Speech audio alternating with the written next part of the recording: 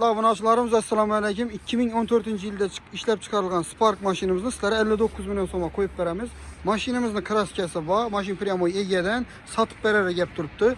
Narxi 59 milyon so'm, avtokredit ham beramiz. Yil 2014, toza motor, lyuks konditsioner. Kraskalarini bir qator ustalaringizga tekshirtirib olasizlar. Nelerinde bağlıkını ben to'g'risini bilmayman, lekin 59 milyon so'm aytib turibdilar. Endi qaranglar, bu narsani ega bilan pryamoy savdo qilsangiz da bo'ladi. 4 yaxshi balonlarda mashin. Matiz Amiman, Nexus Amiman, Spark alamanda variantlar uchun o'ta ideal variant. 59 milyon so'mga 2014-yil Spark.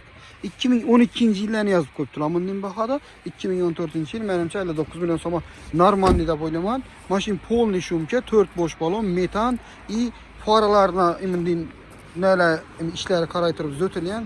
Xullas mashin akkuratniy. Narxi 59 milyon so'm. Eng qiziqarli yerini aytaman. Ega bilan savdo qilasizlar. Kelasizlar üstüne ustalaringizdan kelasizlar. Mashin yoqada bo'lsa, egaga telefon qilib beramiz. Egasi bilan savdo qilasizlar. Sizlardan bir so'm pul olmaymiz. Egani o'zi bizani rozi qilib ketadi. Qo'shko'pir avtoliderda hammalaringizni kutamiz. 24 soat ishda odam bo'ladi. Bemalol kelishlaringiz mumkin, savdo qilishlaringiz mumkin.